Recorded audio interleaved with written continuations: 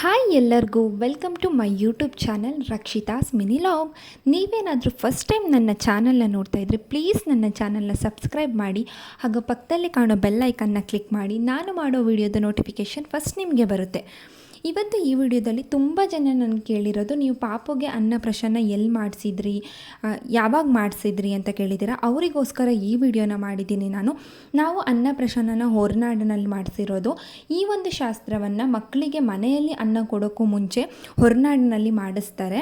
ಕೆಲವೊಬ್ಬರೊಬ್ಬರು ಒಂದೊಂದು ದೇವಸ್ಥಾನದಲ್ಲಿ ಮಾಡಿಸ್ತಾರೆ. ಯಾಕೆ ಮಾಡಿಸ್ತಾರೆ ಅಂದರೆ ತಾಯಿ ಅನ್ನಪೂರ್ಣೇಶ್ವರಿ ಜನಿಸಿರೋ ಅಂತಹ ಜಾಗ ಬಂದು ಹೊರನಾಡಲ್ಲಿ, ಅದಕ್ಕೋಸ್ಕರ ಈ ಶಾಸ್ತ್ರ ಅಲ್ಲಿ ಮಾಡಿಸ್ತಾರೆ.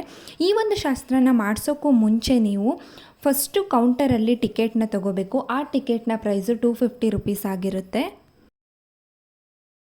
ಈ ಶಾಸ್ತ್ರದ ಟೈಮಿಂಗ್ಸ್ ಬಂದು ಬೆಳಗ್ಗೆ 10 ಗಂಟೆಯಿಂದ 12 ಗಂಟೆ ಒಳಗೆ ಮಾತ್ರ ಮಾಡೋದು.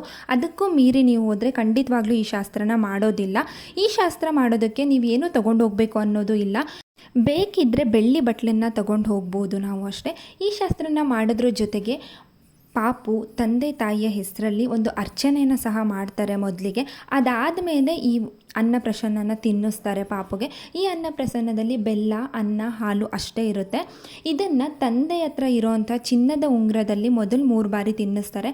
ಆಮೇಲೆ ತಾಯಿ ಹತ್ರ 3 ಬಾರಿ ತಿನ್ನಿಸ್ತಾರೆ. ಅದಾದಮೇಲೆ ಆ ಒಂದು ಪ್ರಸನ್ನದ ಬಟ್ಲನ್ನು ನಮ್ಮ ಕೈಗೆ ಕೊಟ್ಟು ಪೂರ್ತಿಯಾಗಿ ಇದನ್ನು ಮಕ್ಕಳಿಗೆ ತಿನ್ನಿಸಿ ಅಂತ ಹೇಳ್ತಾರೆ. ಅಲ್ಲಿಗೆ ಈ ಶಾಸ್ತ್ರ ಮುಗಿಯುತ್ತೆ. ಅದ್ರ ಜೊತೆ ನಾವು ಪಾಪು ಕೈಯಿಂದ ಅಕ್ಕಿ ಸಮರ್ಪಣೆನ ಮಾಡಿಸಿದ್ವಿ. ಅದರ ಟೋಕನ್ ಬಂದು 50 ರೂಪಾಯಿ ಆಗಿರುತ್ತೆ ಅಷ್ಟೇ. ಇದಿಷ್ಟು ಅನ್ನಪ್ರಾಶನದ ಮಾಹಿತಿ ಆಗಿರುತ್ತೆ. ಐ ಹೋಪ್ ಈ ವಿಡಿಯೋ ನಿಮ್ಮೆಲ್ಲರಿಗೂ ಇಷ್ಟ ಆಗಿರುತ್ತೆ ಅಂತ. ನೆಕ್ಸ್ಟ್ ವಿಡಿಯೋದಲ್ಲಿ ಸಿಗ್ತೀನಿ. ಟಾಟಾ ಬಾಯ್.